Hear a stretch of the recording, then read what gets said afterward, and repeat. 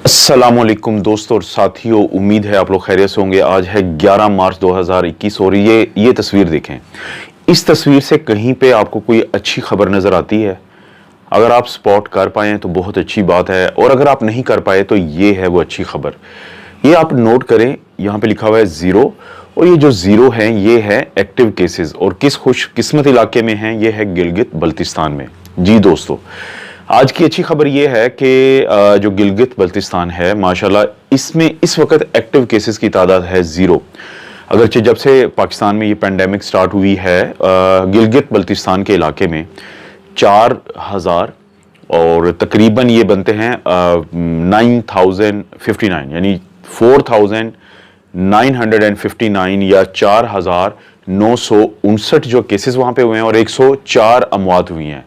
लेकिन अभी वहां पे एक्टिव केसेस जो हैं वो 0 पे आ चुके हैं। और दोस्तों, वहां पे जो एक्टिव केसेस की तादाद बढ़ी थी वो दो अरसे में बढ़ी थी। एक तो उस वक्त जब पाकिस्तान में रिस्ट्रिक्शन जो थी 2020 में वो ख़त्म की गई, तो पाकिस्तान के साउथ और सेंट्रल इलाकों से जब लोग नॉर्थ में गए हैं घूमने फिरने के लिए, तो उस वक्त वो कोरोना वायरस वहां पे उनके ज़रिए पहुंचा है, तो किसी हद तक केसेस बढ़े थे। लेकिन फिर जो बहुत ज़्यादा केसेस में इजाफा हुआ वो हुआ था गिलगित बल्तिस्तान के इलेक्शंस के दौरान, क्योंकि उस वक्त वहां पे बहुत सारे लोग इकट्ठे हुए, जलसे जुलूस हुए, और जिसकी वजह से वहां पे केसेस भी बढ़े और फिर अमवात भी वहां पे बढ़ी। लेकिन अब अच्छी बात यह है कि वहां पे जो एक्टिव केसेस की तादाद है वो 0 है। सबसे ज़्यादा आप नोट करें कि पंजाब में है, फिर सिंध में है, और जो कम गिलगित बल्तिस्तान के अलावा जो एक्टिव केसेस सबसे कम है वो है बलूचिस्तान। तो आपको ये समझने में आसानी होती है कि कहीं पे भी जब लोग कम हों और एरिया ज्यादा हो तो चांसेस यही होंगे वहां पे केसेस कम होंगे, और जहां पे लोग ज्यादा होंगे और एरिया कम होगा, जैसे कि पंजाब जो है वो पाकिस्तान का सबसे ज्यादा आबादी वाला सूबा है, तो वहां पे आपको एक्टिव केसेस की तादाद ज्यादा मिलेगी। गुज़िश्ता 24 घंटे में जो नए केसेस आए हैं वो है 2258, और बदकिस्मती से जिन लोगों की कोविड की वजह से डेथ हुई है उनकी तादाद है 53। लेकिन जो गिलगित बल्तिस्तान का वाक़या है ये हमें एक अच्छी खबर की तरफ या लेके जाता है या नवीद देता है। दोस्तों, मैंने इस वीडियो में एक और अच्छा एक ट्रायल का रिजल्ट शाया हुआ है, जो कि उन लोगों के लिए जिनके प्यारे जो हैं वो कोविड के साथ हॉस्पिटल में दाखिल हैं, तो उनके लिए एक अच्छी खबर है। लेकिन उससे पहले मैं 2 चीज़ों की बात करना चाहता हूँ। एक तो आप लोगों से रिक्वेस्ट है कि आप में से जो लोग दिल की वीडियोज़ यानी कार्डियोलॉजी की या हार्ट की वीडियोज़ में इंटरेस्टेड हैं, तो वो डिस्क्रिप्शन में दिया गया जो मेरा एक दिल के एक्सक्लूसिवली ये दिल की वीडियोस इसके ऊपर होंगी, तो उस चैनल के लिए रिक्वेस्ट है कि आप जरूर विजिट करें। दूसरा, मैंने आप लोगों से वादा किया था कि 11 तारीख को मैं अपना कोविड का टेस्ट, एंटीबॉडी का टेस्ट करवाऊंगा, क्योंकि 2 हफ्ते गुजर चुके होंगे पहली डोज को। लेकिन फिर 2 ऐसे वाकयात हुए कि जिसकी वजह से मुझे ये इरादा तब्दील करना पड़ा।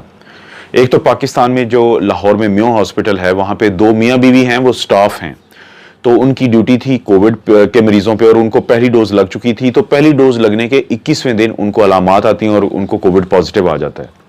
और फिर इसी तरह एक वाकया होता है इंडिया में, जहां पे एक मेडिकल स्टूडेंट था 23 साल का, कि जिसको पहली डोज लगने के 2 से 3 हफ्ते के बाद उसको और उसके बहुत सारे साथियों को कोविड होता है।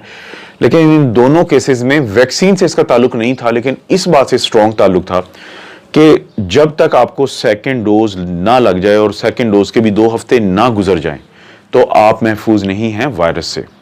तो ये बहुत ज़रूरी है दोस्तों, इस बात को जहन में रखना। तो फिर मेरे जहन में आया कि अगर मैं पहली डोज के 2 हफ्ते बाद अपनी एंटीबॉडीज चेक करवाता हूँ, या वो पॉजिटिव आएंगी या वो नेगेटिव आएंगी। अगर वो नेगेटिव आती हैं तो ये जो 2 केसेस का मैंने हवाला दिया, तो ये साबित करती हैं कि आपको कोई प्रोटेक्शन नहीं है वैक्सीन लगने के 2 हफ्ते के, सेकेंड डोज के 2 हफ्ते के बाद। और अगर पॉजिटिव आ जाती हैं तो ये एक गलत मैसेज जाएगा कि पहली डोज के बाद आप रिलैक्स हो सकते हैं, जैसे मैं किसी हद तक रिलैक्स फील कर रहा था इन 2 वाकयात से पहले, क्योंकि मुझे वैक्सीन लगने के बाद जाहिर है वो अलामात महसूस हुई थी जो होती हैं जब आपका इम्यून सिस्टम काम कर रहा होता है। और मैं आप लोगों से ज़रूर शेयर करूंगा कि मुझे 12वें दिन यानी वैक्सीन लगने के पहले डोज के बाद जो मुझे अपर रेस्पिरेटरी ट्रैक्ट इन्फेक्शन हुई, जिसका कोई ताल्लुक नहीं है वैक्सीन से या कोरोना से, उसकी स्टोरी भी मैं आपको उस दिन बताऊंगा जब मैं सेकंड डोज इंशाल्लाह 18 मार्च के अराउंड जब मुझे मैसेज आएगा तो मैं आपको लगवाऊंगा। इसलिए आपसे माजरत अगर आपको मेरी आवाज़ में भारीपन नज़र आ रहा है। तो दोस्तों, वो जो जिस ट्रायल की मैं बात कर रहा हूँ, उस ट्रायल को बेसिकली हम एक्ट ट्रायल 2 कहते हैं।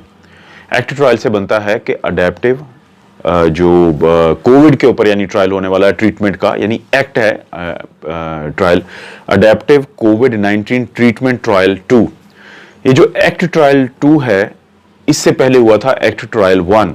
वो ट्रायल कंप्लीट हो गया था मई 2020 में, और उससे हमें पता चला था कि रेमडेसिविर जो है वो काफी हद तक फायदा दे देती है कुछ किस्म के मरीजों को कोविड जब उनको होता है। लेकिन एक थोड़ा सा प्रॉब्लम सामने आया साइंटिस्ट के। प्रॉब्लम क्या सामने आया कि रेमडेसिविर एक एंटीवायरल है। एंटीवायरल का कब काम होता है कि जब वायरस आपके जिस्म में गया है, जैसे मैं गुज़िश्ता वीडियो में जिक्र कर चुका हूं। लेकिन बहुत अरसे तक तो ये रिकमेंडेशन थी हम लोगों की, WHO की, गवर्नमेंट ऑफ पाकिस्तान की, कि खुदा ना खास्ता अगर किसी को PCR पॉजिटिव आता है और उनको अलामात हैं तो वो सिर्फ घर में रहें और पैरासीटामोल लें। यानी वायरस पहुंच गया है, अलामात आ गई हैं, और पैरासीटामोल के अलावा कोई और चीज एडवाइज नहीं की जा रही थी, क्योंकि उस वक्त तक शायद कम पता था इस बात का कि वो लोग जिनको रिस्क फैक्टर होते हैं, कि जिसमें मैं अक्सर जिक्र करता रहता हूं रिस्क फैक्टर्स का, तो उनके चांसेस हैं कि उनमें से काफी लोगों को खुदा ना खास्ता इतनी हालत खराब हो सकती है कि उनके फेफड़े मुतासर होंगे और फिर वो ऑक्सीजन की कमी का शिकार होकर हॉस्पिटल्स में जाएंगे। और जब ये लोग वहां पे जाते थे और इनको ये रेमडेसिविर दी जाती थी तो अक्सर को फायदा नहीं होता था।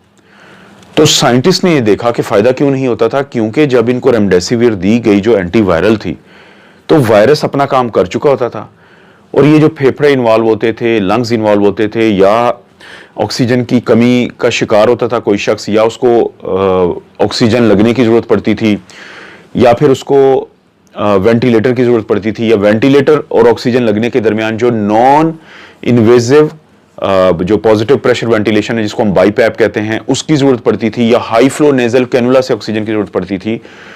तो वो वायरस से ज्यादा, वायरस के नतीजे में जो ऐसे लोग जिनमें रिस्क फैक्टर होते हैं उनका जो इम्यून सिस्टम होता है वो एबनॉर्मली बिहेव करता है, डिसरेगुलेटेड होता है, तो उसकी वजह से हो रहा था। तो साइंटिस्ट को यह समझ आई कि अगर एंटीवायरल का टाइम गुजर जाता है तो क्यों ना कोई ऐसी चीज दी जाए जो ये जो साइटोकाइन स्टॉर्म जिसे हम कहते हैं, कि जो डिसरेगुलेटेड इम्यून सिस्टम जो ये काम कर रहा होता है, तो उसको रोकने के लिए दी जाए। अब ये जो साइटोकाइन स्टॉर्म है, आप जानते हैं दोस्तों कि इंटरल्यूकिन 2, इंटरल्यूकिन 6, इंटरल्यूकिन 10 और इंटरफेरोन गैमा और मैक्रोफेज जो कॉलोनी स्टिमुलेटिंग फैक्टर, ये सारे रिलीज होते थे हमारे इम्यून सिस्टम से, और फिर ये वजह बन जाते थे उस नुकसान की जिसकी वजह से मरीजों की हालत मजीद खराब होती थी, उनका सांस खराब होता था और वो वेंटिलेटर पे जाते थे। तो फिर सोचा गया कि एक किस्म की दवाइयां होती हैं जो पहले से जोड़ों के जो मरीज होते हैं रूमेटॉइड आर्थराइटिस के, उनमें दी जाती थी, उनको कहते हैं जेनस काइनेज इनहिबिटर, या उनको मुख्तसर कहते हैं जैक-1 एंड जैक-2 इनहिबिटर्स हैं ये। इस दवाई को हम कहेंगे रीपर्पस्ड मेडिसिन।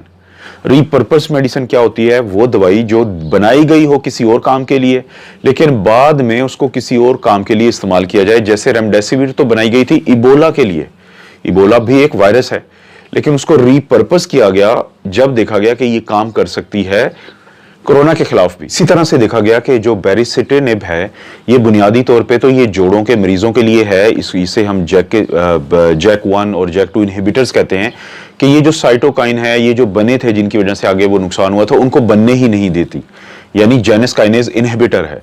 तो सोचा गया कि अगर इसको दिया जाए और वो जो साइटोकाइंस हैं जो वजह बनते हैं मरीजों के डाउन होने की, उनके डिटेरियोरेट होने की, उनकी हालत की खराबी की, अगर उसको ही रोक दिया जाए तो हो सकता है कि ये चीज ज्यादा फायदेमंद हो।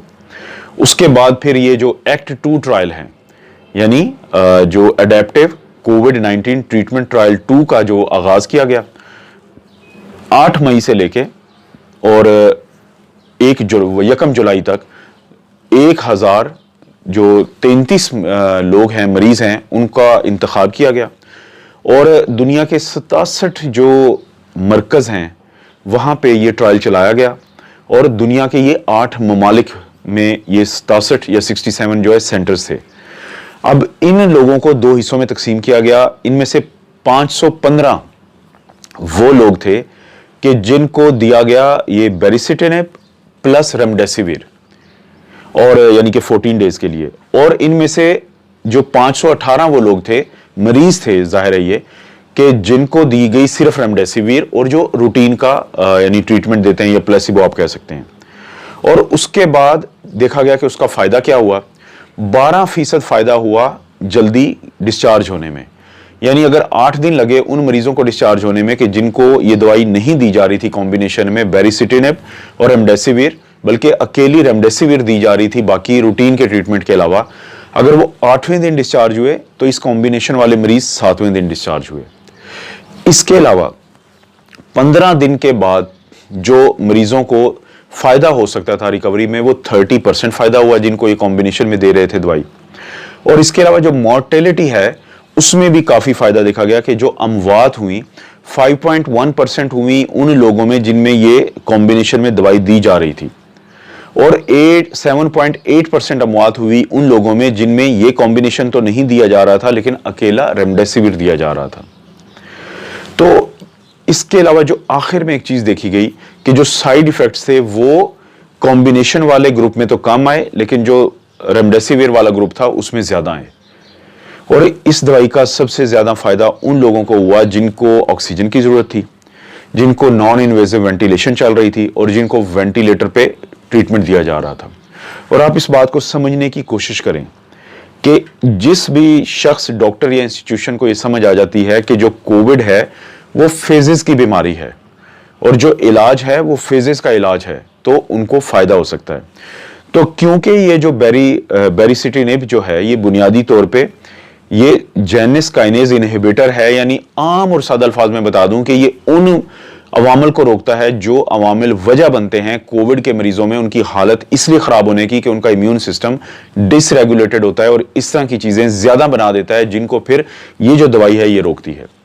ये बहुत अच्छा ट्रायल है। इसकी जो स्टडीज का रिजल्ट है वो शाया हुआ है new England journal of medicine में। मैंने आपको ये सिर्फ स्टडीज बताई हैं, आप खुद डिस्क्रिप्शन में जो लिंक है उसको पढ़ सकते हैं, आप उसका नतीजे को समझ सकते हैं और आप खुद ये फैसला कर सकते हैं कि ये क्या चीज है। क्योंकि मेरा काम आपको रिकमेंड करना नहीं, आपको स्टडी का बताना है। मैं आप दोस्तों से एक बार फिर माजरत खा हूं कि मेरा जो अपर रेस्पिरेटरी ट्रैक्ट इन्फेक्शन की वजह से अगर मेरी आवाज भारी और आपको सुनाई देने में थोड़ा प्रॉब्लम हुआ तो उसके लिए मैं माजरत खा हूं। आप अपना और अपनी फैमिली का ख्याल रखें। अल्लाह ताला आपको और आपकी फैमिली को हर किस्म की बुराई, बीमारी और आजमाइश से महफूज रखे।